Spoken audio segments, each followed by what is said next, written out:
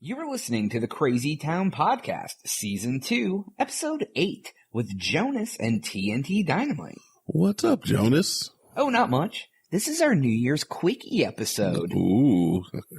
Are you a fan of Quickies? I'd like you to at least buy me a drink or bring me flowers or some shit. Speaking of Quickies, do you know the New Year's Eve ball drop has been going on since 1907? We're such children. That is quite a long time. 1907, huh? Yeah. Wow. It didn't drop 2 years. Can you guess when? No. Wow. I guess after New York was neutered. How did you know? No, it was during World War II because we weren't dropping the ball. We were kicking ass. Oh, Get fucking it? America. It's like an America pun. Yeah, it is, dude. And I'm all about those. America. But you know what? I bet there was a lot of balls dropping in New York City before 1907. I'm sure there were too. What? So wait, the two times that they didn't drop the ball were both in World War II? Yeah, 42 and 43. Oh. That was a long war. Was that a long war? Yeah, it was a couple years. I don't know much about war. It's because you're a lover, not a fighter? I don't know, dude. I'm a millennial. Oh, yeah. Millennial Jackson over here. But instead of dropping the ball, they did a minute of silence at midnight to honor all the troops who were fighting overseas to get rid of Das Führer, Adolf Hitler, Himmler himself. Himmler? I think that's a good idea. We should just do a moment of silence every year. We should. Instead of dropping balls, we should just be silent for a minute. A moment where everybody just shut the fuck up for 1 second. 1 second. Or 1 minute, either or. There we go. All right. Well, now that we've got the New Year's juices flowing. Oh, yeah, they're flowing. Ooh, enjoy the show. 1, 2, 3.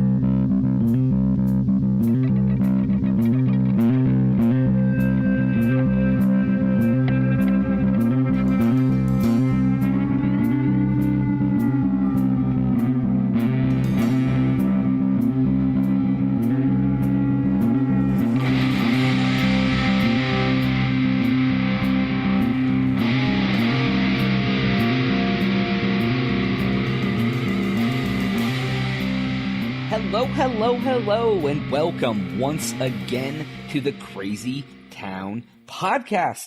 I'm your host, Jonas, and I'm here with TNT Dynamite, the explosive one. TNT, DINOMIGHT.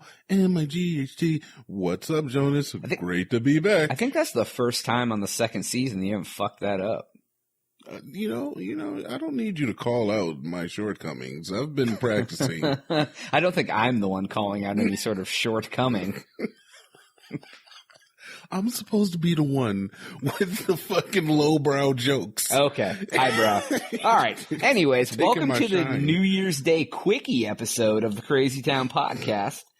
Reason we're calling it the Quickiesode is because it's only going to be one segment, and then we're going to play you the third part of our interview with Dr. Raymond Youngblood Jr., international gold miner. I like that guy. Yeah, me too. He had a good interview. This third part is fucking magnifique. Yeah. I think this is a random part. Yeah, I've already come around by this point, I think, right? Yeah. I'm just trying to get in his wallet, right? At this point. Right. Yeah. Right. All right. Well, we do want to thank you all for listening. If you are not following us on Twitter, it's at the Crazy Town Pod.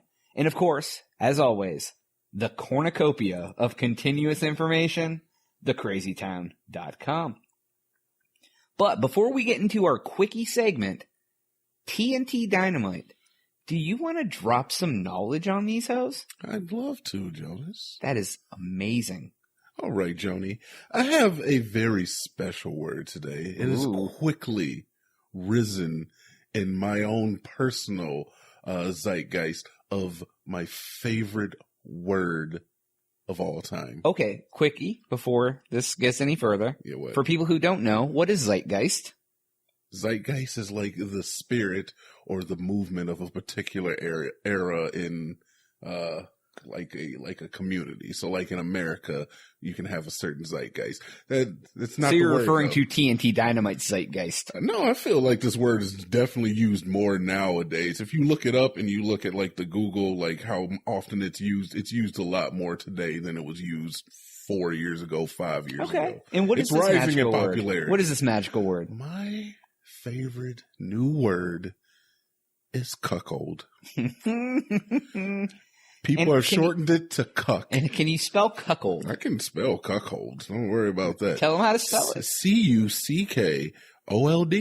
Just the way it sounds. Okay. And it's shortened to cuck. Yeah, it's shortened to cuck. I've seen it used on like late night television by like talk show.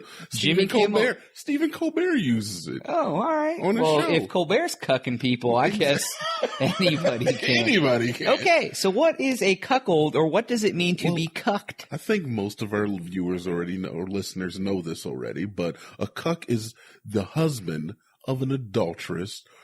An adulterous woman, obviously, often regarded as the object of derision.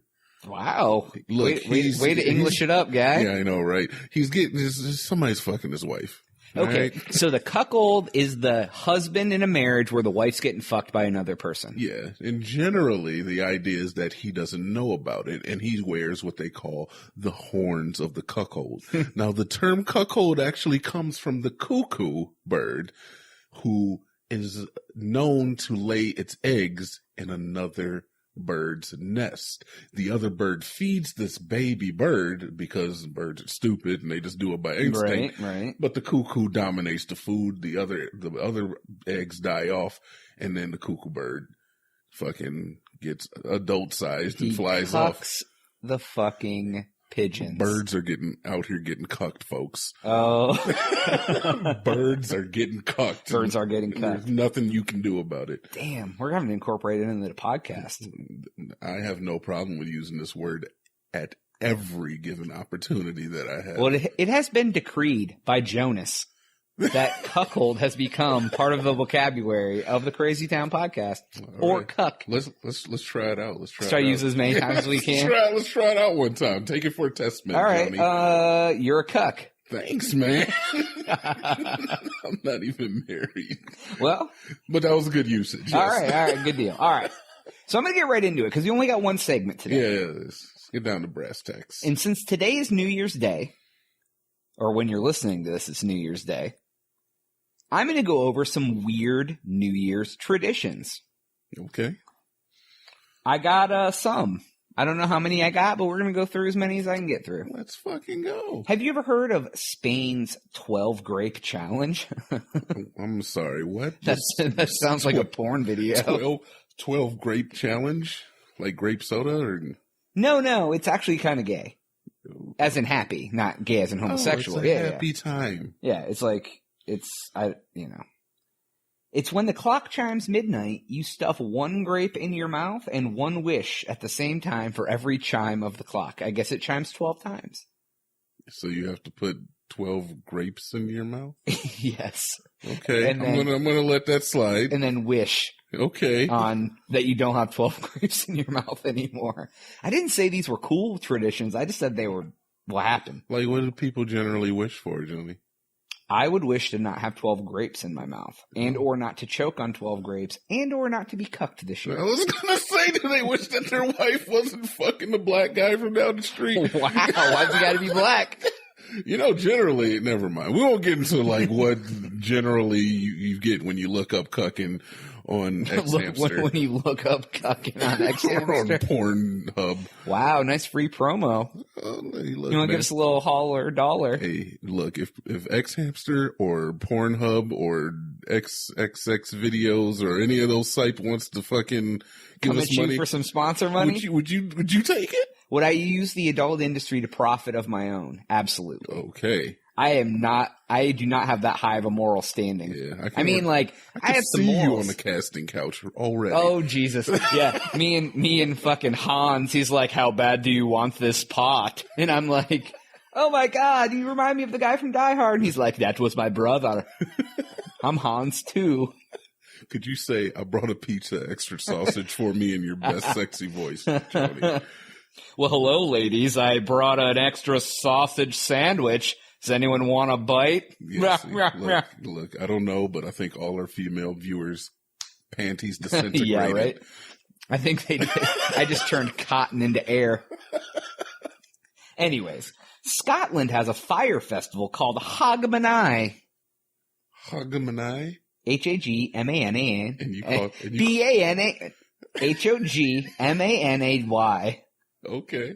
And they said at least 45 Scotsmen in kilts line up and start twirling flaming balls of fire in the air. Oh. Until they get tired, and then they fling them into the sea, which is close enough to, like, hit from this spot. Oh. That's it. Just throw it in the water, huh? Then there's some fireworks. Oh, you called it a fire festival as well, right? Well, that's what it's called, the Hogmanay Fire Festival.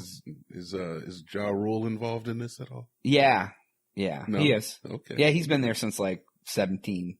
You're making it up, but... Ja Rule does not involve in anything except for the fire, the Droppin' Hot Fire Festival.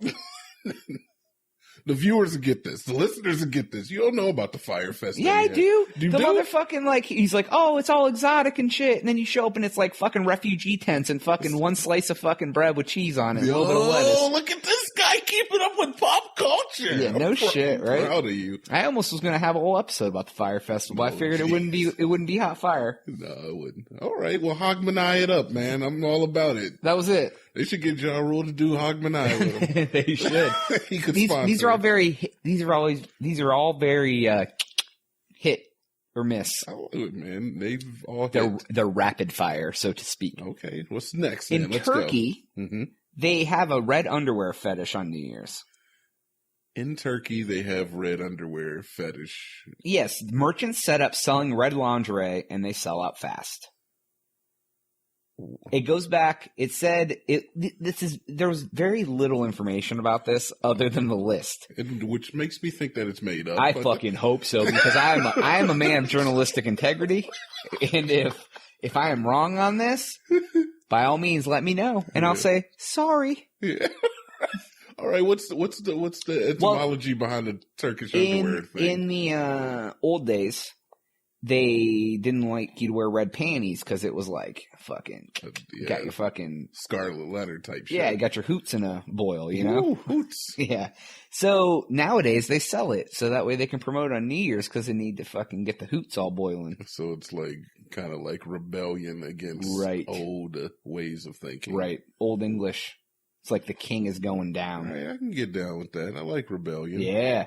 Romania. I have 2 for Romania. You're naming like some of the most unattractive countries. Not like on the map, they're just not sexily shaped. What, they aren't shaped like a breast?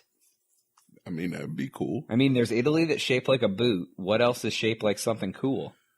I don't know, man, but Russia does something to me. It's shaped like a giant wide open area. Oh, I get it. Giant and wide open. Turn it on its side. Maybe push down a little bit so it feels a little smaller. And you squint. You squint and you had a couple beers. All right. What does Romania do? Animal whispering.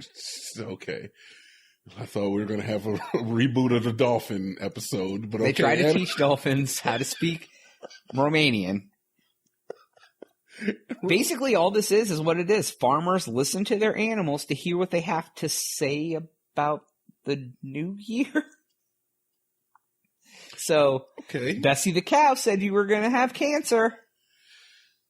You know, a lot of these countries are way older than America is, so these traditions go like way back. Right. Like way pre-1776. Exactly. Like 1200. Yeah. Right. Yeah. When like you didn't even know that like the earth wasn't an earth. Yeah. Yeah, you just thought it was like fucking okay. So fine. Yeah. Number Animal 2. whispering, if you say so. So Let's you go. On New Year's Day, you have to go find a stray cat and talk to it for a while. And I'll fucking let you back in the house of the Crazy Town Mansion. Let me back into the Crazy Town compound? Yeah, that's it. It's the only way you're allowed back in. Okay.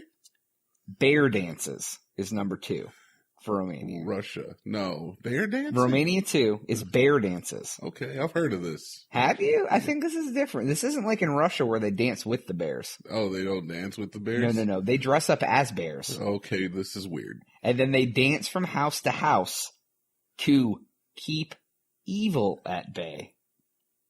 Is there any yiffing going on? Is there any What's a yiff? Any furry fun play? Oh, I don't know. I bet. Yeah, I'd imagine I in bet all someone- the years of it, there's Someone in a bear suit's been furried up. Read up. Yes. On to the next one. We aren't wasting any time with this. I'm fine, man. I'm just, Venice, Italy. Okay, that's attractive. They have a giant fireworks display. Mm-hmm. And a fireworks play is a lot more fun. Either way, like somewhere around 70,000 people show up to this event. Then, at midnight, they have a kiss-a-thon. Oh, jeez. So, like, 70,000 people are just fucking tongue-fucking. Dude, like... How much herpes, like genital mouth herpes, is spread during this? This seems like something that Italian men have just been like, hey, sounds like a good idea. Right? We should all just Italian kiss. women are like, hey, yes. We should all just kiss at New Year's in the park. I mean, but we do the same thing, right? Yeah, I guess. I mean, like usually, like Americans, like kiss their partner. We don't like go out into we don't go downtown and just kiss strangers. Is that what they're doing? These 70,000 people in a fucking park kissing each other. Not just like you and your girlfriend kiss. Everyone's kissing with each other. It's like a big fucking mouth orgy. That's kind of hot, actually. I'm into that. Are you? Maybe you am. should try on New Year's down here. You should try to get that going. Just start kissing dudes and see what happens. I don't think I'm quite Italian there, big guy. I don't know if it's going to work. Well, I'm glad you didn't notice the part about kissing dudes didn't offend you. It was the part that you're not Italian. I said, go downtown and kiss dudes, and you're like, I'm not Italian. Well, yeah, so yeah, If I was Italian, it would totally If I was an Italian guy, I'd kiss all the dudes. Wow. There's probably Italian guys listening right now. And that's fine. They're allowed to get kissed. What do you think? Wow. That's going to deter me from kissing them? Maybe. I don't know. What's next, motherfucker? Ecuador. It's called the suitcase walk. Okay, where is Ecuador? It's as exciting as you fucking... It's in South America. Is it? Yeah, it is. I think Ecuador is in Africa. Okay, the suitcase walk. What is it? You take your suitcases and you walk around your block. Okay. Next. Okay, now we're getting into some Russian shit, so you know it's going to be awesome. Oh, okay. So in Siberia, Russia, they do underwater tree planting. Okay, is that when the hooker pisses on your mattress? Okay, no. So underwater tree planting. How did they get the? They cut a hole in Lake Baikal, Baikal. They dive down into the water and plant a tree, but only professional divers are allowed to participate. But a tree isn't going to grow underwater. Or maybe they get special water trees. Is it? Wait, because it's a freshwater system? I have no idea. These are important things. You need to have that journalist. I want Walter Cronkite sitting. Who do you want to get? I want. What did I say? Oh, Waka! It was just like noise. I want Walter Cronkite. Is that his name? What can you say? I don't know his name. Walter Cronkite. Yes, I want Barbara Walters sitting across from me. You'll be crying. She always makes everybody cry. Brasstown, North Carolina. Okay. Wait, this is America. This is America. Yeah. This is a unique... This is a Florida story, right? No, it's actually North Carolina. Okay. That's why I said Brasstown, North Carolina. All right, Florida. Okay, Brasstown, Florida. Mm-hmm. It's called possum dropping. Yeah, definitely Florida. They put a possum in a transparent box, and then he is lowered down into the crowd below to signify their claim of possum capital of the world. You know what, America, you never let me down. And guess what? Guess what else happened to this? Because of animal activists, now they use a fake possum to lower into the crowd. God. You know what, America? I love you to death, but you're making the kissing orgy sound a lot more enticing when I hear something about possum dropping. Just something, Yep. So, Sanders Foot, Wales, United Kingdom. That's not over here. That's across the pond. It's basically polar bear plunge. Oh, it's jumping cold water? Yeah, like 1,500 people jump in the cold water.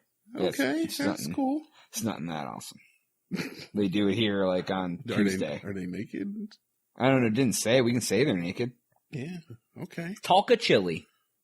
That's down south. I have named this Graveyard Chillin'. Graveyard Chillin'. All right. What is Graveyard Chillin', Joni? Joni.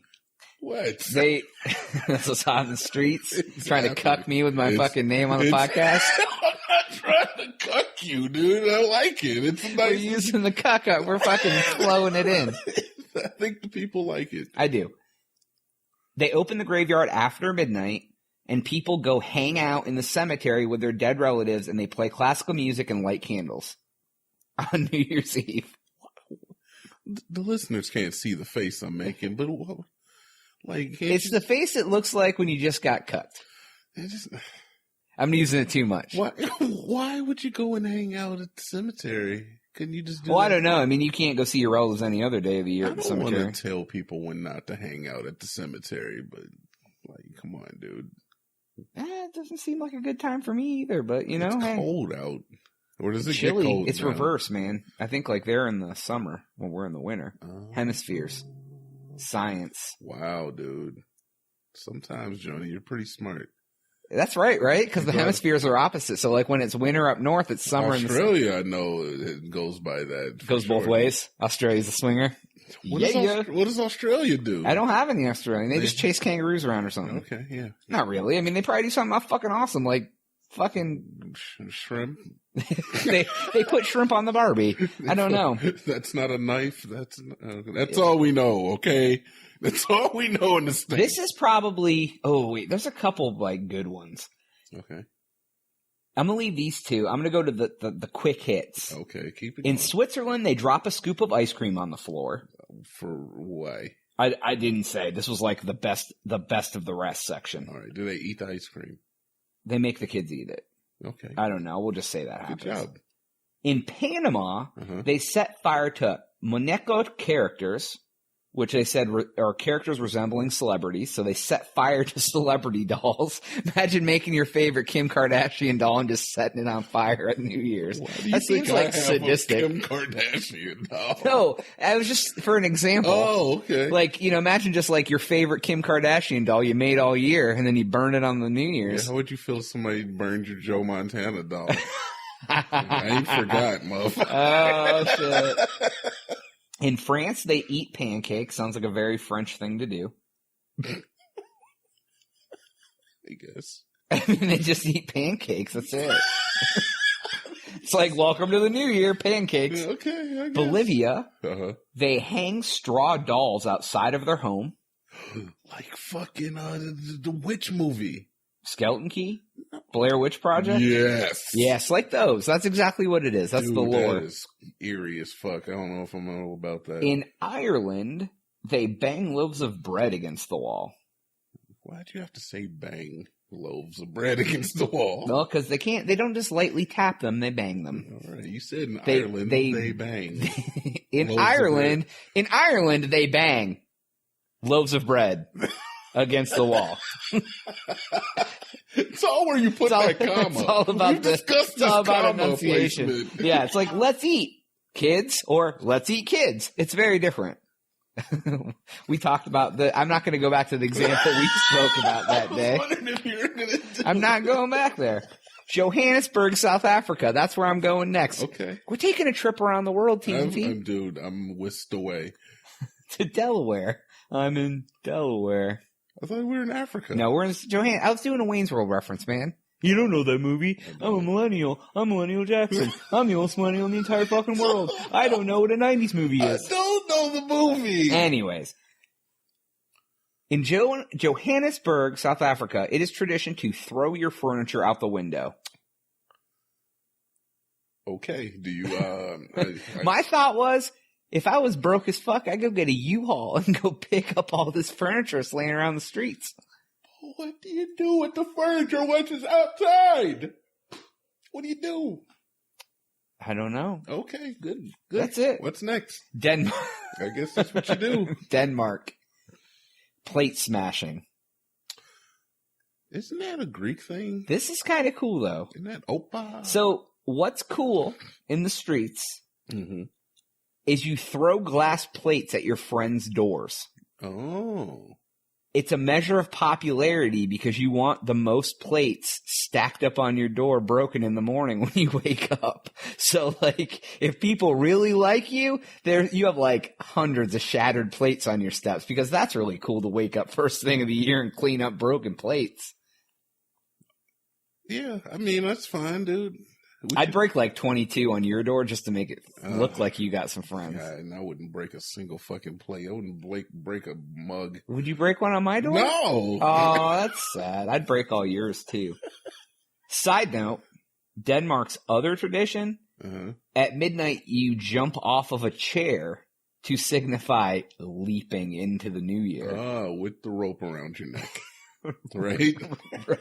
Right. The chair's on a balcony. You have a rope around your neck, so it's kind of a dual purpose. Yeah, I can see how that would work. Yeah, it's pretty hot. So lots of people feel that way too. Right. Yeah, right. No shit. All right, real quick. I mean, before we're gonna wrap this Quickiesode up, man. All right, let's go. Do you have any traditions you do on New Year's Day? Usually I make New Year's Eve resolutions that I don't keep. That's my thing that I do. I usually spend New Year's Day hungover wishing that I wouldn't have drank as much as I did the night before. Yeah. Did you have a New Year's resolution from last year that you actually kept? No, honestly, I don't make New Year's resolution. The thing that I do on New Year's, at least in the recent past, is I come and I hang out with my good buddy Joni in Austin, Texas, and we go and we party all night. Well, now we're going to party all night and come back to the Crazy Town compound. Yeah. Yep. So that was my tender moment. Yeah, for the year. Your tender moment. Don't Yeah, ask me usually to be nice ever again. I usually just make some food, man. Make some food, drink. I don't drink anything because I don't even want to live. I know you hang out with me, motherfucker. I do. Yeah, you hang out. I know. And the Chachmeyer, but Chachmeyer's not going to be with us this year. That's all right. Last night, Chachmeyer was not with us on New Year's Eve because today is New Year's Day. Oh, yeah. We're definitely not recording this pre-New Year's. Unless he showed up, in which case we won't mention it. Shit. Yeah. I'm going to post this on the 30th anyway, probably. Today is New Year's Day, though. Dude, I think the illusion has been destroyed this point. You destroyed an illusion. I didn't destroy the illusion. They love Anyways. it. They love it. We will be right back. Well, we won't be right back. But after this is the third part of the Dr. Youngblood interview. And then amazing guy. We'll wrap it on up at the end of the interview. We'll be right back on the Crazy Town Podcast.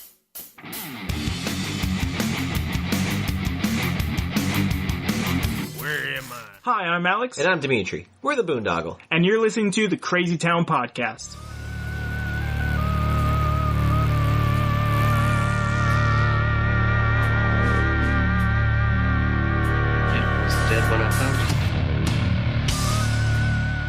And welcome back to the Crazy Town Podcast, Part 3 of the interview with Dr. Raymond Youngblood. I want to just get right into something kind of a little more light. We've been talking about warlords and stories and everything. We have something we ask everybody that comes on the show. If you could, do you like pizza? I mean, that's not the question, but do you like pizza? I like pizza. Okay. Who doesn't? Dude, some people I'm sure don't like pizza. If you could only have the same 2-topping pizza every time you order pizza from now until the day you die, what 2 toppings are on that pizza? Wow. Does cheese get to be a topping? Yeah, cheese will automatically be on there, yeah. Cheese is inherent. Yeah. Okay. Okay, so I'm gonna choose Canadian bacon and sausage. This guy's off the show. All right, that's the end of the interview. Oh, whatever. End of the interview. So what's really funny about this is, I'll tell you our 2. We actually I picked double bacon and he picked double mushrooms. So that's what. Yes, I picked double mushrooms. They're delicious. Yeah. Oh, goodness. What piece of man are you? Questioning your manhood about double mushrooms, see? Told you, PNC.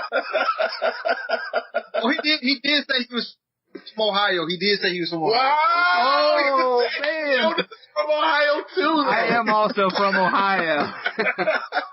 That's all right. It's all right. It's all right.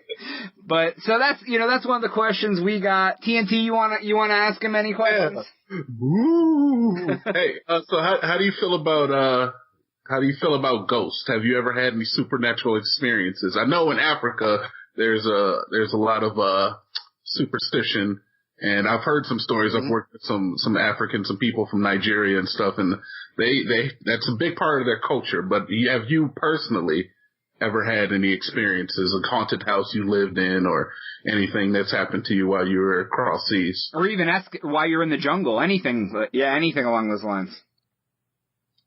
To not believe in ghosts would not be doing a service. Yes, I believe in it, and I've seen some things that can never probably be fully explained. Give me a story. We want to hear your best one. You got a good one you can tell us?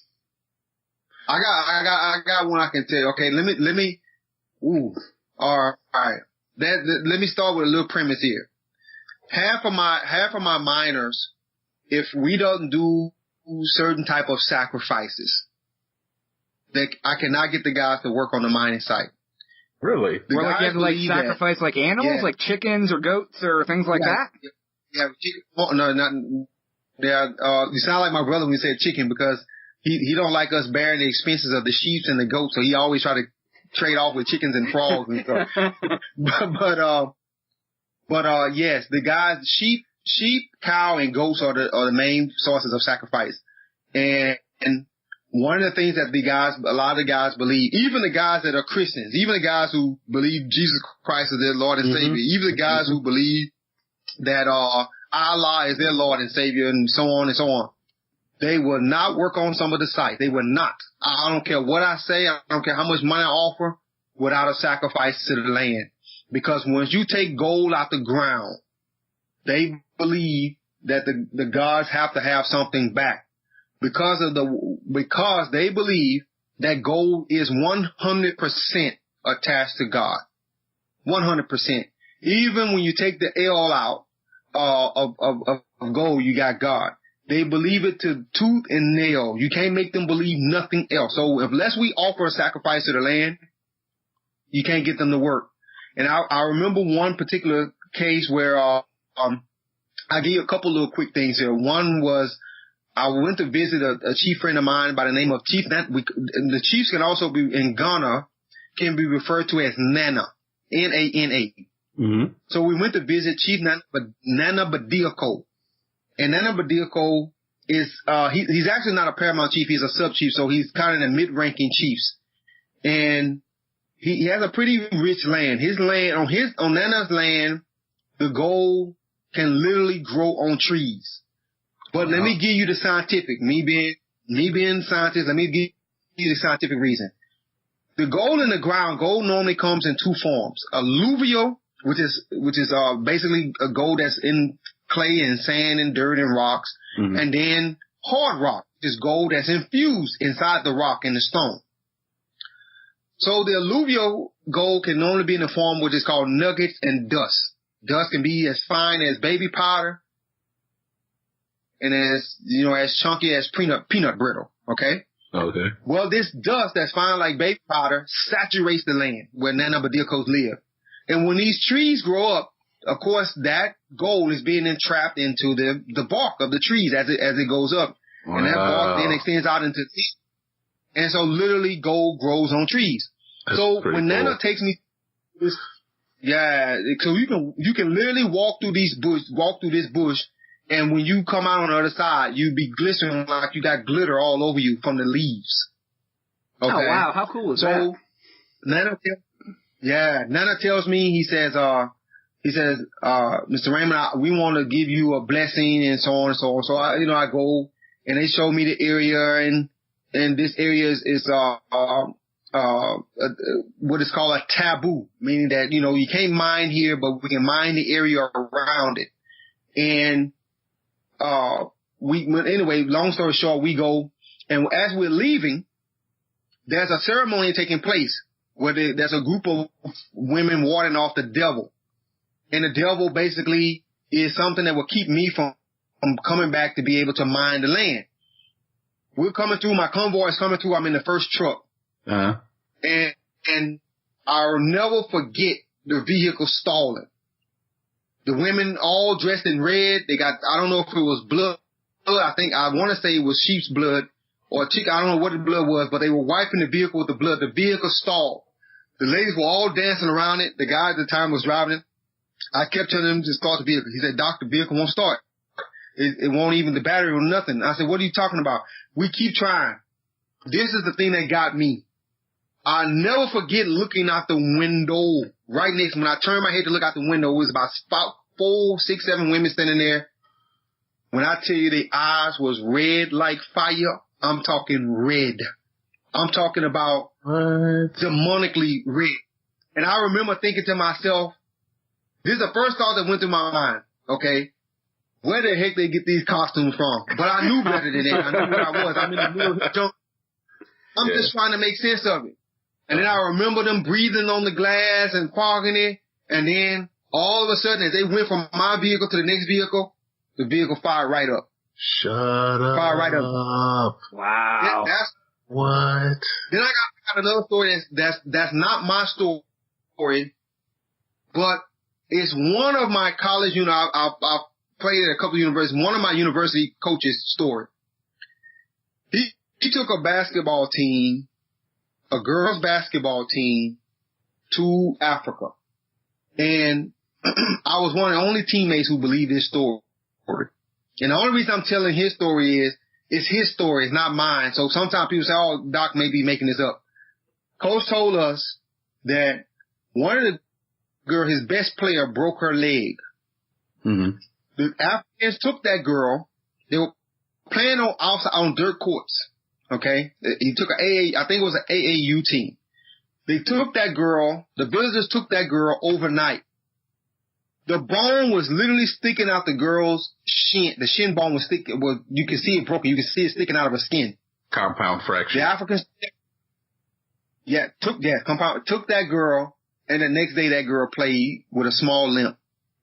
Wow. I'm the only, now this is way before I went to Africa. I'm the only player sitting there and believe it. Because there are some things that happen here in Louisiana, too, that will make a person believe in ghosts. A lot of people won't tell you that because they think it takes away from their professional credibility. But anybody who believes in the afterlife have to believe in some form of it. So I do believe in ghosts, and I have a lot more story, but those to me are the most interesting to me. Well, I know Louisiana, like, don't they have a lot of people who practice, like, I'd say a lot. Yeah, they have a history, but they have a history in some voodoo. And like voodoo and things like that. It's synonymous with it, at least. Well, right. And you see hear stories and see movies and all that sort of stuff. Had you ever interacted with any of that or been around any of that when you were in Louisiana growing up, or knew anyone, or anything like that? Oh, all day. Even right now, they'll tell you, like a guy like myself. They would tell me if I went to somebody's house, I shouldn't eat any food with red in it unless I know the people well. Especially if I can get a little bit grotesque here, especially if you're dating a woman, you shouldn't eat any food, any red sauce spaghetti or anything like that. They believe it's strong. Why? Why should you eat anything with red in it from a woman you're dating? What's the premise? The premise is that she would put blood in it. Oh, wow. From her body. Oh, wow. What does that do? Yeah, and what does that do? She wants to give it's supposed to be some type of love potion. Get the hell out of here. You wondering why you can't break up with her. You wondering why if you try to go cheat with another woman, you can't do it. You have a hard time becoming excited. That's what they believe. Wow, that's crazy. So anybody who hear this interview from New York or California, they're gonna say this guy's out of his mind. Anybody from Tennessee down gonna say, Yep, that's Louisiana boy. He really know what he's talking about. Right. Yeah, I never let my girl cook me spaghetti or anything. Screw that. Yeah, we have that saying. Or even a bloody rare steak. You can't get a lot of Louisiana guys. They first start dating a girl. Guys from Louisiana Louisiana, Mississippi. You know, it's gonna be hard to get that guy to eat anything with red in it from a woman. Wow. They may not tell you that, but they'll find some excuse why they can't eat it. Right. Wow, I never even would have thought of that in a million years. Ever again? Not even at like a restaurant. He's done. You never know. And to fall in love with the cook in the back. I'm good. All right, I have another thing that we ask people on the show. If you could take two animals and have them create like a combo animal with like, you know, logistics not being like, you know, obviously animals can't cross species or anything, but if you could take two animals and mix them together and make your own animal for whatever purpose, what would you pick? And I'll give you our examples real quick so that way you have time to think and kind of see what we're talking about. My first example I did was I would say I would want to mix a cheetah and a horse. You could call it a chorse. And it would be like or a hida, and it would be strong and fast, and you could ride it. You know what I mean? So it would be like a more powerful horse almost. And then that's pretty cool. So what do you have one that comes to mind? Even if it would help you with mining or whatever, anything you got? Oh man, I would probably love to see something like a elephant and a water buffalo. A hairy elephant? Or a water buffalo with a long trunk? No, the water buffalo that looks like a bull, and the elephant. I would love to see something like that. That would be cool out there. Yeah, I had one ready, man. He was quicker than I was. Yeah, I know, right? All right, TNT, you want to tell him yours? Like your original? My good one or the one that you made fun of? Let's do the one I made fun of first. I just wanted to have like the dragon from A Never-Ending Story and like a lizard, so I could have a dragon that had a lizard skin. Yeah. He is definitely from Ohio. Yeah. I had so many jokes. I love it. And then, or I said a gorilla with butterfly wings. Like a gorilla with monarch butterfly wings. Like to have like an army of those. I feel like I could take over the world. Oh, you know what? It'd definitely be strong. I hate to run up on in the bush and fly up on you because I've had to run from those before.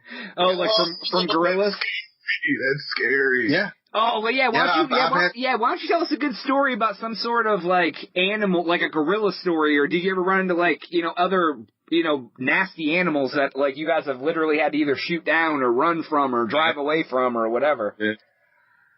Okay, I got a lot of stories with the animals. I got one in particular. Normally when we first go into the bush, on a process called scouting, that's normally where there's no road. It's just woods and you and however you get there.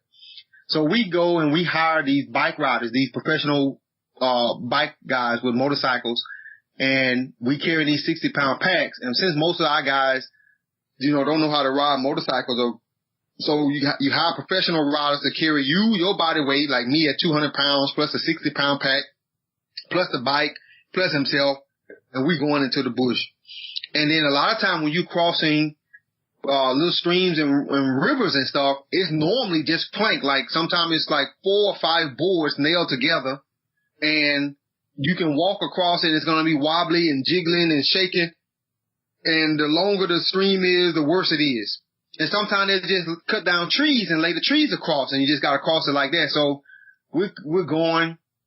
And I never forget, we're probably going through the bush. It's kind of fast at about 35, 40 miles an hour on a foot trail. And so we're weaving. And then I got to pee. So I tapped the bike rider. I stepped, we stopped. And since I'm the chief, I got the best rider. So nothing should happen to the chief now. So here my guy, first thing he tell me, he says, you gotta hold on tight. So he want me to basically crouch behind him a lot tighter. Put my junk up against his butt tighter. Put my chest against his back tighter. Because he's telling me I'm too far back and that's causing the bike to do all this shaking. So while we standing there, I'm saying, hey man, deal with it. I don't want my junk all up on your butt, and we going to talk a little bit. And when I turn around, I'm looking directly in my face, a cobra. What? Right in my, Yes, I stand 6'1". I'm telling you, that cobra was looking me right in my face. The only thing that blessed me that day was that cobra was more afraid of me than I was of it. My pack, my 9mm, the bike ride, both of us, everybody scattered. We scattered, the cobra scattered. And I can remember seeing that snake back up. When I say back up, I mean it was still standing about 6 feet tall. It wiggled backwards, turned, and then went through the bush. Okay, wow. Now this is all the same story. So when we finally come back to where the bike is, picking up everything, and we collect ourselves, we get back on the bike, and then by this time, the other riders that are coming behind us are way back behind us, because I also not only got the best rider, but I got the craziest guy on the planet. We rolling through the bush at 35, 40, 30 miles an hour, and everybody else is behind us like at 20, 25, taking their time. We get back on the bike, and when we get ready to cross the bridge is, as a matter of fact, I have this bridge, I have this on film. I will find it, and I will try to find it and send it to you guys. The bridge is just wood, this trees laid across the river. And, of course, trees get smaller as they go, you know, as you go to the top, the trees get smaller. And as we're going across, I can see the tire on the bike, and I can see him a couple times he miss it, and we get down between the crack of two trees. And he come up out of that, and we still going. And then finally he missed the tree, went down, me, him, the pack, the bike, everything, boom, right into the water. Damn. This is probably one of the scariest times I ever had in my life. All of a sudden, you can hear the boom, boom, boom, boom, boom, boom sound, the snorting in the water. That's the hippos. Oh, and those are the worst. Yeah, man. Those are the worst. The only thing that happened to me, I never forget this. I'm standing there, and then the water is up to like a little bit higher than my chest. The river was down, so that was a blessing. The other good thing about the hippos being around was there's no crocs. And I never forget a baby hippo. I can never forget the what is it called? The little, what's the whiskers on it? I can never forget how hard they were when he bumped up against me. He kind of came over, swam. I could see all the other hippos looking. None of them did anything. They just bumped. By this time, the rider, we trying to get the bike out the water. The baby hippo just kind of bumped me and went on by his way. And the hippos were all along the side. We pushed the bike on out. We had to take some of the stuff off. We had to drain it out, all that kind of stuff. By that time, all the other bike was there. And, you know, we went on our way. Oh, another little quick story is I've been bit by a rhinoceros viper. I got that on picture. It caught me on my thumb. Rhinoceros. No. I haven't had any wild encounters with that. But a rhinoceros viper, and this is I never knew this before, but this is useless information, I guess, until you're in the woods or the jungle or whatever. But some snakes are poisonous and some snakes are venomous. And the wonderful thing about a venomous snake is that snake has the ability to release the venom or not release the venom. I never knew that. As much time as I spent in the bush, I had never known that. That is a true statement, though. Let me see. The one that I know, I tell this, it's a long story, but I'm gonna make it short. Is one of my first trips in the bush, I didn't know that constrictors like anacondas and pythons and all them could make noises. I never knew that, and it makes like a ook ook sound, you know. And you would think it's some kind of monkey or something, but I never knew that was a constrictor. And so I never forget one night we have these little huts, these little tents. We're all sleeping outside. We have these little tents. And the first thing when I woke up, I thought to myself, I said, I know one of these dudes ain't trying to crawl in this tent, on me. The first thing hit my mind was somebody about to get beat down. And I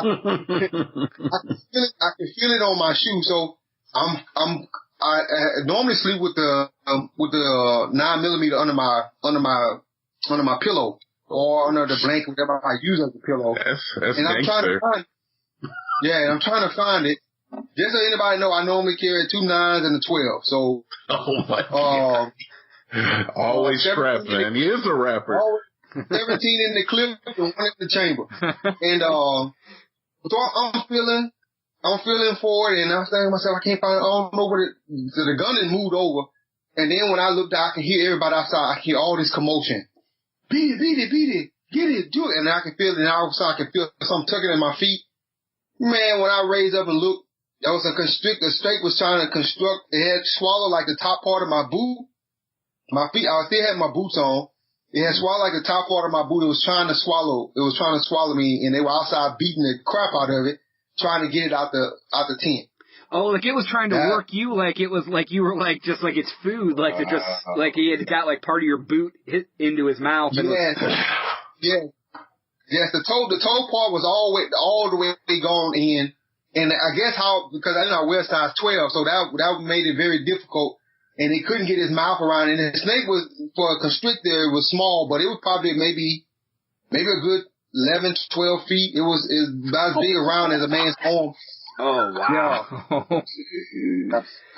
I'm so good on Africa, man. I'm so good. All right. I want to touch on two things real quick before we wrap everything up. The first thing I want to ask you about. I got one. Okay.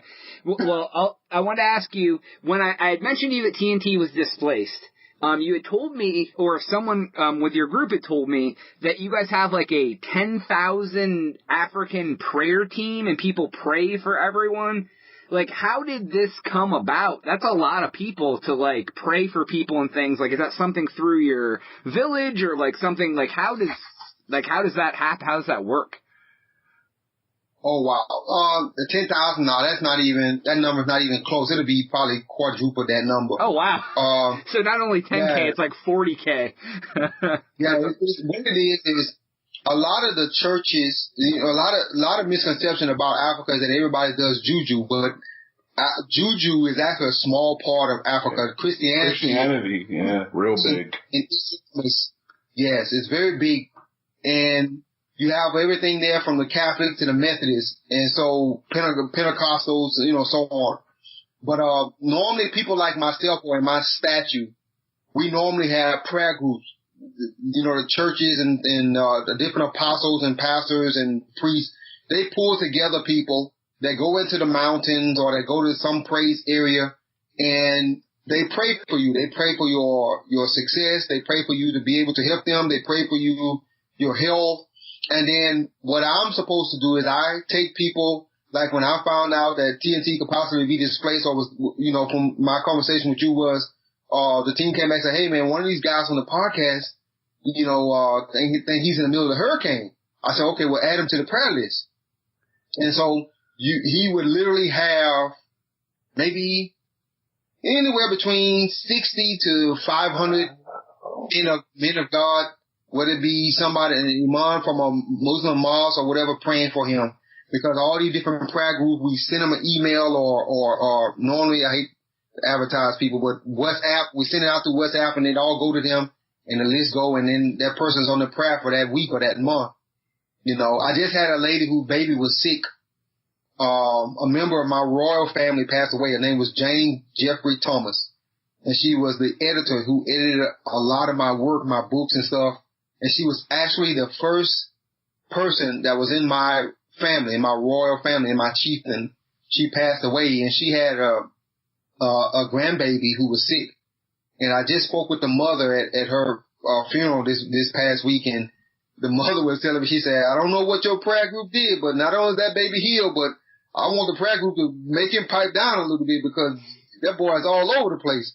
Wow. So, yeah, just it's hard to do the kind of work I do and not have some level of faith, so yeah. So that's basically what the prayer group is. The prayer team, there's some guys that are bigger than me. They have, millions of people that pray for them on a daily basis. I'm not joking. Wow. I'm telling you, 1 million gather and pray for the success of that human being, Oh. So yeah, it's crazy. So he had.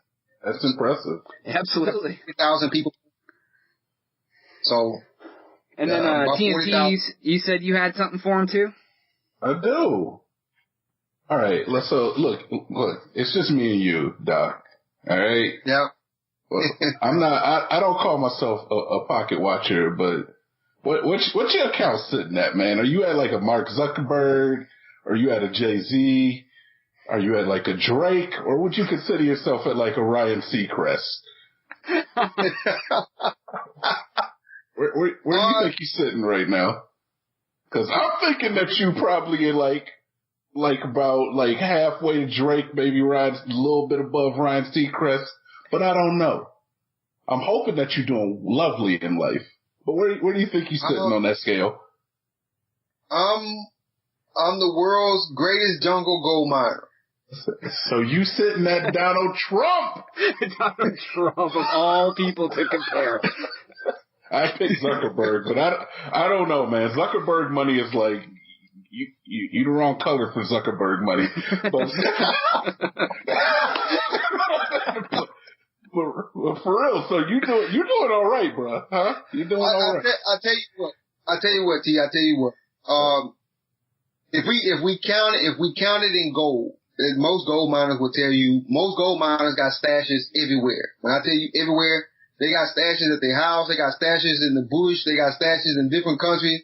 At this girlfriend house, that girlfriend house, gold wise, I would tell you that if you just take my ability by itself for over 20 years, there shouldn't be any need for anybody suffering. Let me just say it like that. Put it in the terms of yes. No one will be hurting for anything. So, but a lot of the wealth or riches is like it isn't in liquid form. It's like in gold form. Like, so you could, if you need to, you could liquidate some gold and whatever, but you couldn't just essentially go pull a lot of your, His bank account is okay, Jonas. We talking to a millionaire. I don't care what you say. He ain't got to say it himself.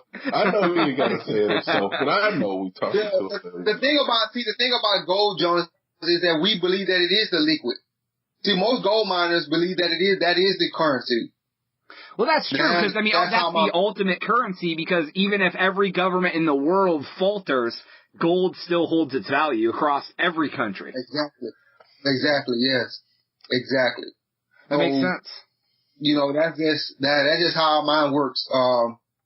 Right now, the biggest thing that bothers me about all the gold that we mine or have is that you have a lot of miners who walk on gold, sleep on gold, pee on gold. The village is built on gold, and yet they live in abject poverty. And that's something that's just bothering me to the hill. Well, right. That makes sense. Yeah, absolutely. And one last thing I want to touch on. You told me to remind you about your Wall Street story. Yes.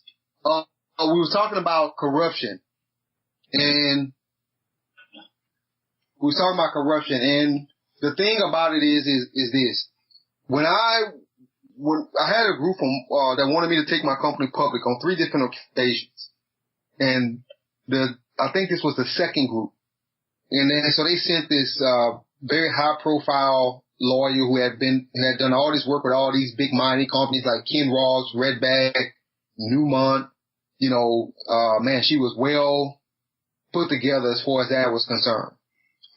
So I went into New York. Let me not say the place. I was in Manhattan on multiple occasions.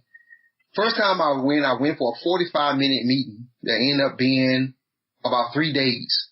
Oh, God. So when I get to the meeting, I went to the meeting just to sign some documents, and they had brought in all these experts that were supposed to authenticate me to make sure that I wasn't full of crap, because there's no way somebody like this, hint, there's no way a black guy from Louisiana has all this stuff going on. It's not possible. So, I'm sitting there, and just imagine this huge, when I tell you this huge table. I can never forget how that mahogany redness to it, beautiful room. And then when they brought me into the building, I remember going up, they say, well, this floor is for you. I said, okay. So these people here that's working here, I can, have 1 or 2 staff. They said, no, all these people you see here, these people are for you. I said, what do you mean for me? Well, we hired all these people here that's going to be basically putting your stuff together. It was like 30 or 40 people all these MBAs with MBA in economics and finance and all this kind of stuff. And I remember being like, wow, because now I'm the Bush guy, Bush miner like myself. I got a whole bunch of miners, but I ain't got all this stuff going on. So we end up, we walk through and they bring over some little sexy, MBA who was supposed to shadow me and do anything I want with it, go for this and go for that. And I remember thinking to myself, in Africa, we have these kind of women, but they ain't there to be doing my finances. Right. So I get there, and then in walks an army of accountants and CPAs and mining engineers and so on. So the first thing they tell me is that, Raymond, we have a change of plan. We have, have finished our security background check or whatever. Okay, great. I'm not a terrorist. Yeah, I'm not wanted by any government. Okay, yeah, I've never been to jail. Okay, fine. Okay, good. I'll check out. Yeah. Well, we're going to hire another guy to do the mining, and basically you would just shadow. You get to keep your percentage, but you're going to shadow him. Okay. Well, the team just believes that he's more qualified. I said, oh, okay. So in comes all these questions. I'm talking about questions from everywhere. They bamboozle me with all these questions. So one of the engineers says, he says, I'm not sure we got the right guy for the job, and I don't say anything. And I'm the only person sitting on the opposite side of the table. By this time, the lawyer, she gets up, who's also, that's another story I'll tell you guys about some other time off air. She gets up, she comes to the other side of the table, and she sits down next to me, and she says, well, Raymond, what we're having some disagreement with now is that we believe that the other guy serves a better question. I mean, to better lead the company. So the mine engineer said, wait a minute, I don't think so. He said, I think that the guy that we've chosen may be a little bit more outdated, and the best man for the job may be sitting right here before us. So they start arguing about that. This is like about 6 hours into it. So they pull out all these documents, and they set all these documents in front of me for me to sign. So I started looking at the document. I'm not sitting there with no attorney. My attorney is in Ghana. So I said, well, I would like to send this to my attorney. Well, Raymond, we don't have time for that. The bill closes. We want all this signed. We want to release what is called a teaser. We want to release this teaser before the bill closes and so on and so forth. If we can get this deal done today, this would be a great start. So as I'm going, I'm reading. I said, well, let me read some of this. So I'm reading through it. And I see, for the life of me, I cannot remember this word, but I remember asking what that word is. Let's just say the word, for the sake of time, the word is, collude. And I said, collude. I said, does that mean bribe? And the lawyer says, no, Raymond, no, it's not bribe. I said, well, explain it to me. Well, collude is basically when you can offer money to some people to do something, even if it's outside normal job role. I said, yeah, I said, bribe. And she says, no, you can't use the word bribe. And I said, then one of the CPAs said, well, let me explain it like this. He says, well, you know how when you're in Africa and you're having a hard time getting people to do something, and it's better off to just pay them to finish the work than, I said, yeah, I said, we call that bribe. No, it's not bribe. No, you can't say bribe. So we go on and on about this for about 30 minutes. So finally, the main guy comes in, the managing director comes in. He says, well, let's give Raymond a break. Let's get something to eat. We still have some time before the bill closes to get this deal wrapped up. And then the lawyer, she sits down next to me and she says, I want you to understand something here. She said, you got to learn that there are some terms that you just can't say out loud. I said, what, bribe? She said, yeah, but you can't say that out loud. I said, well, that's what it is. Well, Raymond, you just can't say that out loud. I said, listen to me, lady. I said, let me tell you something. If the president of the United States of America is in Africa and he gets pulled over by the police, he's going to give that police officer something for tea, coffee, or one of his girlfriends or something. I don't give a damn what Secret Service says. I don't care what the world, I say, it's just not going to happen. I said, in this country, it may be bribe. Over there, it's called getting stuff done. I said, so you telling me that Wall Street has a word for bribe as long as I don't use bribe? She says, well, basically, yes. I said, okay. So I said, what about if we just say consulting fees? She said, consulting. I said, yeah, in Africa, when we don't want to say the word bribe, we just say consulting fees. Can I just say consulting fees? She said, yeah, you can say consulting fees. So when we were talking about the word bribe, even Wall Street has a word for it, but you just can't use the word. Right, because bribes are illegal, but if you say consulting fee, then it's the way around it. Yes. And I'll never forget, right when I got ready to leave, by that third day, and a couple of visits from her before and after all of this, before and after work hours, she said, one of the things, Jonas and TNT, I don't want people to see me as, let me say this, I don't want people to see me as an angel. Let me just say that to the audience. I do a lot of good, and I know I do a lot of good. But one of the things I've learned about when people see you as an angel and they find out that there's something about you they don't like, they will demonize and turn on you worse than Kobe Bryant and everybody else. I don't want to be seen as the golden boy. I don't want people to think that I know I'm a guy who do a lot of good stuff. I tell people all the time, I'm the best guy you're going to meet, but I got a few bad habits. So, just I want to throw that out there. But when we were sitting in that office, the one thing she came over, this is one thing that really got me. When she came over to me, she sat down next to me and she did that whole little, New York, executive woman leg crossing thing. And she sat down, she said, I want you to stop all this bullshit now. I said, what do you mean? She said, this whole country boy, you don't know no better, tone, I don't like it. She said, you done turned 45 minutes into 4 days. So I don't want no more than you to come across as you don't know no better and you ignorant and I said, hey lady, I ain't never tell you that I wasn't smart. I just told you I was country. right. And nothing's wrong with that. Nothing wrong at all, man. Wow. Yeah, so that's an interesting story. I've had I didn't go into all the little detail, but I've had 3 times I've had Wall Street want to take me public. And I should have probably done it. I probably should have done it. I really would be a lot further along if I had, but I just didn't see it benefiting the village people. Well, and that opens up a whole nother can of worms for you because then you have shareholders you're responsible for as well. Yes. So, then you're responsible to give them profits and then you're being tugged 2 directions, from, profit margins for your shareholders and for, the people you support in Africa. And I'm sure it could be a stressful situation if that happened. So. And one of the things I learned about being a private company too is you don't have to answer questions if you don't want to.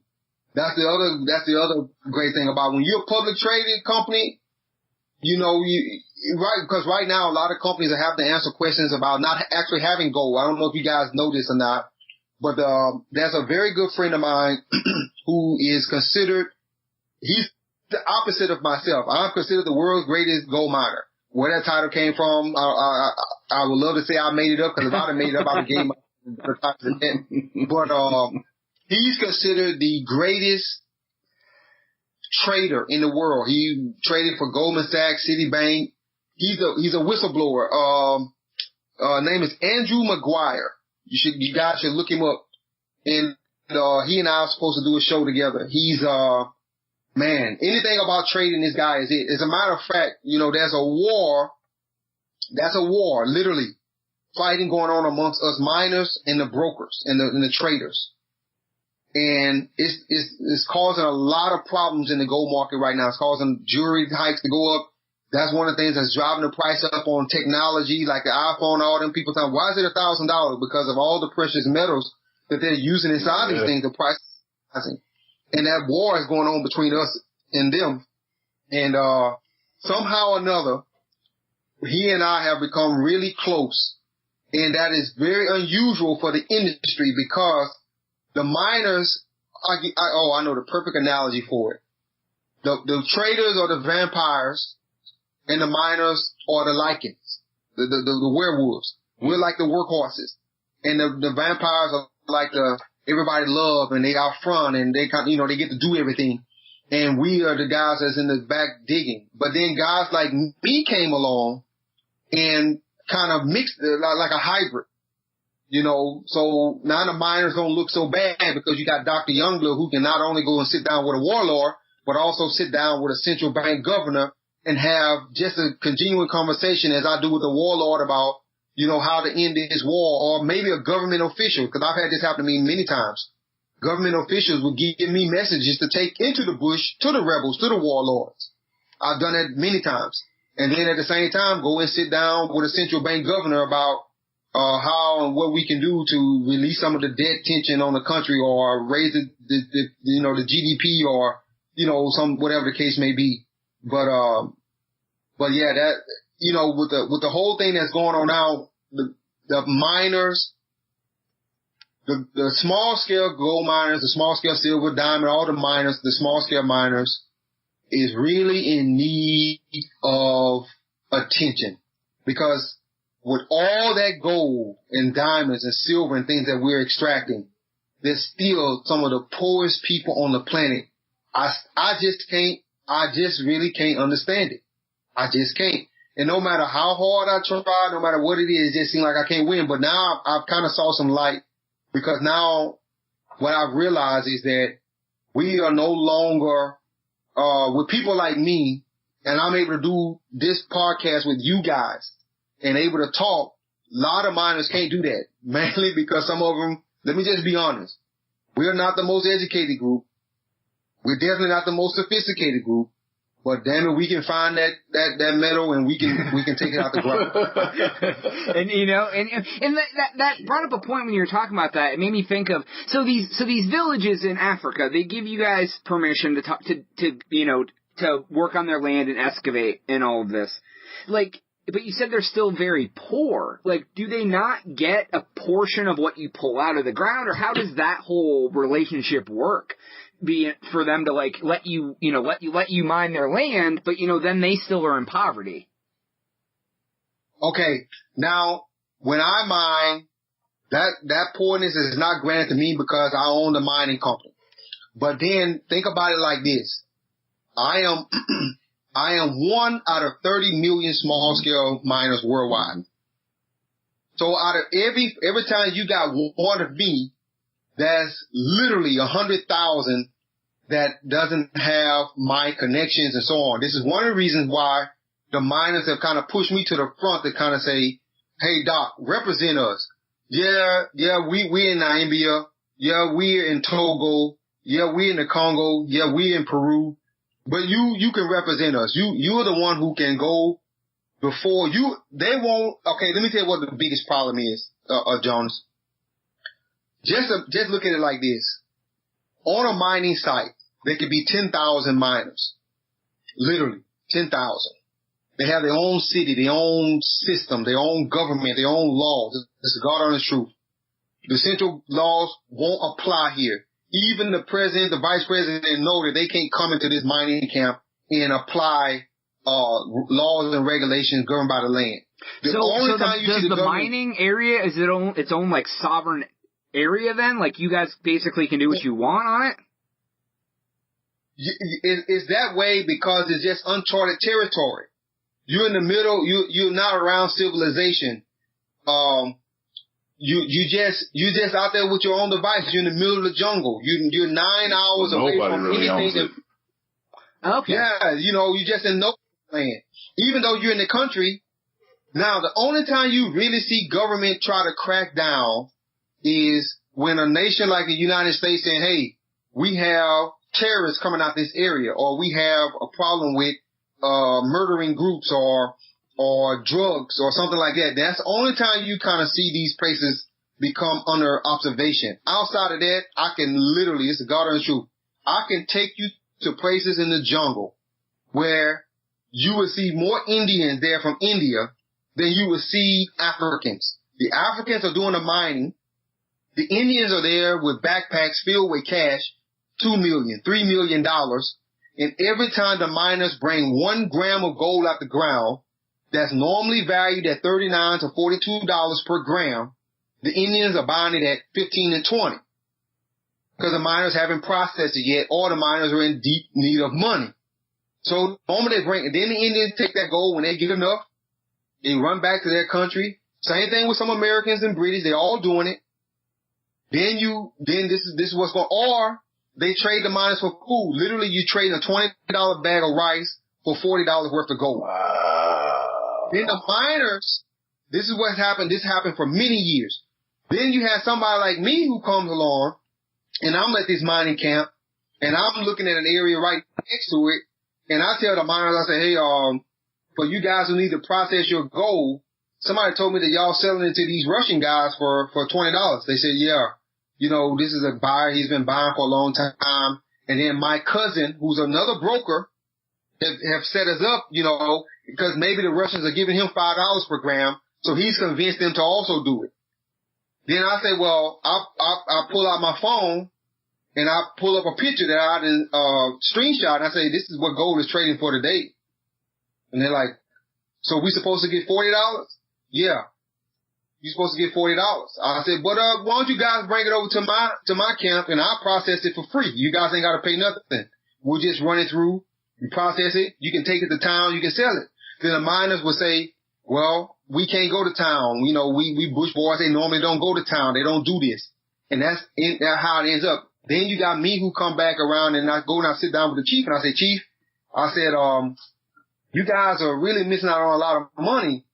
And long story short, we go around and around. This is over some years now. This ain't just how it happened in one day. Mm-hmm. It's over some years in countries. And finally, that's when the chiefs and the miners all sit down and say, hey, can you, the chief will say my son, because when they refer to you as their son, they really mean it. Can you, my son, can you go and represent us? We have 200,000 miners here in this part of the country. Can you represent us? All these miners are working on my land. I can tell these miners that all the gold that they get will come to you. Can you sell it for us on our behalf? Oh, yeah, I'll do that. Okay. Then that chief tells another chief. Then that chief tells another chief. Then that chief tells another mining guy. And that mining guy goes to another one. And before you know it, I'll never forget this argument I had with the United Nations. Me and the United Nations had this big little fight at one time. They kept trying to put the mining numbers at about 15 million. And I told them, I said, I remember I did an interview with the United Nations. And I told them, I said, no, the miners are more than 15 million. I said, I personally know 10 million miners. It's not possible you know 10 million. I said, I'm telling you, I personally, over all my years, I have shaken the hands of 10 million miners. I know that for a fact. I can tell you right now, the miners' numbers are at about 50. By the time myself and the United Nations got done fighting, we agreed that the number is between 22 to 30 million. I just saw some new reports that came out here recently that the mining numbers are at 100 million miners worldwide, from Eastern Asia to Africa, South America, the islands, all over the place. You have these miners. Yeah, it's a very big thing. So, and the respect for the miners, it really has just started coming. It wasn't like how it is before, because people literally, the first thing people think is, oh, he's a scam artist. And I tell people all the time, they say, those emails I get, are they real? I said, yeah, some of them actually are real. Wow, I didn't know that. I said, yeah, some of them are real. I said, but where you got to go to get that gold, what these guys are talking about, I promise you that you probably need somebody like me to go with you, or you need a small little force to go in there with you, because there's no way you'll be able to go in there and something not happen to you. You ain't gonna have no problem with the miners, because the miners want you to come. They want you to invest. They want equipment. They want better life. They want to send their kids to good schools. They want them to buy nice things for their wives. They want electricity. You're not gonna have a problem with the miners. You're gonna have a problem going in there with the cash, because the miners are not gonna accept nothing else except cash. And you're going to have a problem coming out with the gold, because every bandit know you went into that jungle knowing that you went there and bought something from the miners, and they know it's gold, and they know you got to come out with it, whether it's gold or diamonds or whatever. So the chances that you're going to make your flight, you're not. So what has happened is you see a lot of the countries, a lot of brokers literally go in groups, and they set up camps, and they're in the jungle by It's so many of them. Sometimes you don't even know.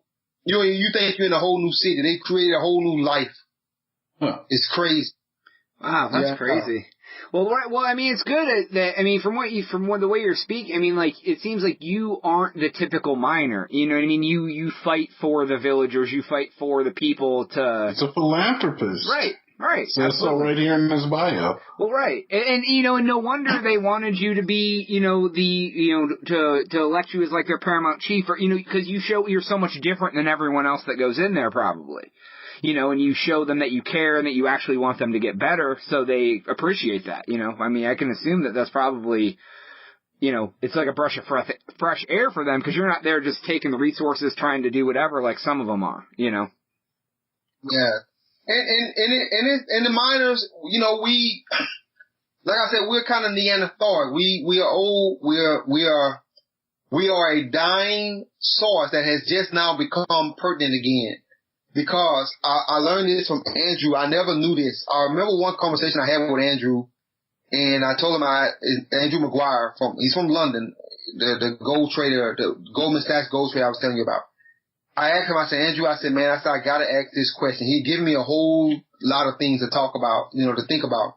And I said, Andrew, I gotta ask this question. I said, I've made a lot of bad decisions over the years, man. I said, I bought a lot of mining property, and I hold a lot of property worldwide, millions of acres I hold worldwide. I said, and I've had some people who died from me getting that land, from us mining. I'm pushing my people to literally to their death, trying to lift us to a whole nother spectrum. I said, I gotta ask, why is it that every time I buy mining property and my property is grams per ton better than the big mining company who's trading on the stock exchange? Now, granted, they got more land than I got, but my property percentage-wise, I'm supposed to be catching them percentage. I may not catch them in volume, but I'm damn so supposed to catch them in percentage. Why is it that no matter how good a number I report, they number always top my numbers? And one of the things he told me was, because you actually mining. I said, what do you mean by that? Mm. He said, you're actually mining. You're actually extracting. You're actually in there digging. He said, most of these companies are just making this crap up. Then he tells this story. He even tells it on an interview with the History Channel and everywhere else. He tells this story about how the banks and all these people colluding together to fraud the mining, the gold industry. And one of the things he says to me that I mean, when I tell you I was speechless, even now I get queasy in the stomach when I think about how he explained it to me.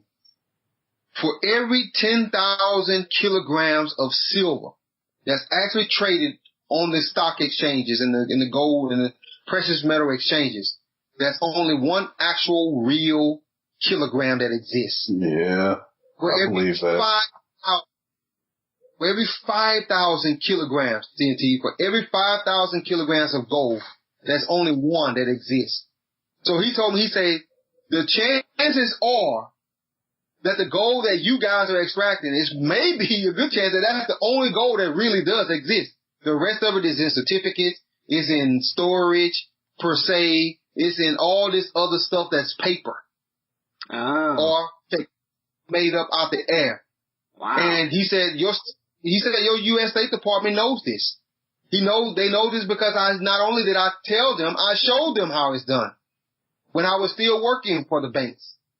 And if that lawsuit that's pending now, if it goes through, because the numbers that I've been hearing is anywhere between $7 to $17 trillion in fraud from the gold and silver. If it goes through, it will be the largest lawsuit ever existing in our time, ever. Wow. There's nothing that we even come with. And I remember sitting there. It would probably have a detrimental effect to our economy as well, right? Yes. Yes. Because I remember when I was speaking to the lawyer guys. I was speaking to the lawyer. Andrew called me one day. He said, Raymond, I want you to talk to the lawyers that's heading this lawsuit. And I said, okay.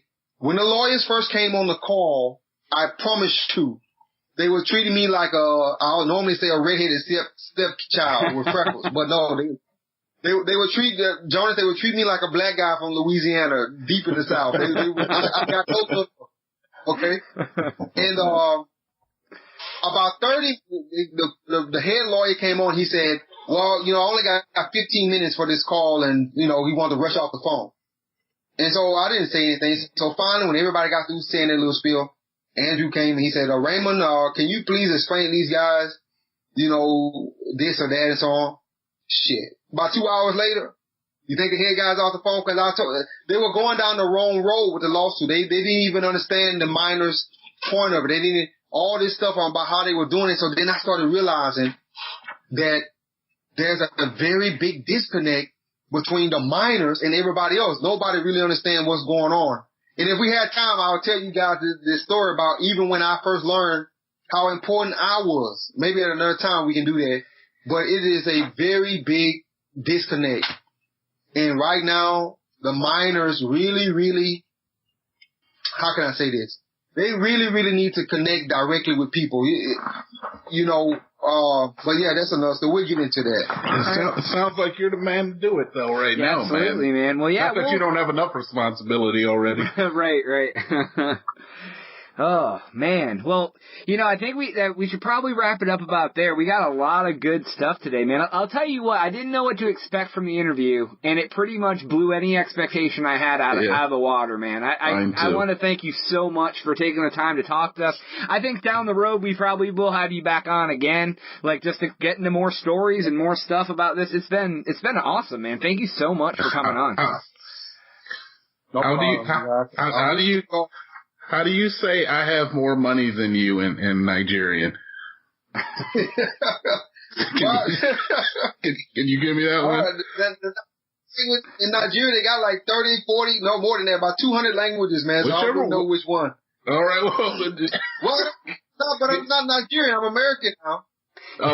You speak a little African. You have to, right? Or did you have a translator? No, I have a shitload of translators. Oh. But I can tell you in Louisiana terms, we can say I'm all right. I'm all right. I'll be all right. Oh, God, that's what that means. I know what that means. Oh, man. Well, before we wrap everything up today, you want to tell everybody again where they can find your website and on Twitter and everything so we can make sure they can check you out? Yes. My website is www.youngbloodindustries.com. Go on there. Don't expect to read a lot. We're trying to modernize, we old school miners. We're trying to modernize. We do a lot with the videos now to kind of show people what we're doing instead of people having to read a lot because everything is going mobile and nobody has time to read anymore. So www.youngbloodindustries.com. Twitter is, at Dr. Youngblood, DRYOUNGBLOOD. Facebook is Raymond Youngblood Jr. Google Plus is, Dr. Raymond Youngblood Jr. Dr. Raymond Youngblood. That's how it sounds, Jr. Jr. And pretty much that's how you can find. If you have a hard time finding anything, just Google Dr. Raymond Youngblood Jr. I think some stuff will pop up. Send me a friend request on Facebook or Twitter, whatever, and learn about what we're doing. Awesome. Well, thank you so much for taking time to talk to us today. We really, really appreciate it, man. Yeah, man. No, this was awesome, man. You guys are great. I didn't know what to expect either. Some of the shows I heard, I told my staff, I said, what in the hell y'all done got me into? But, this has been great. I swear it's been great. Awesome. More better than what I could ever imagine. Yeah, I swear. It's a wonderful conversation. That's awesome. Well, we'll be right back on the Crazy Town podcast after this quick break.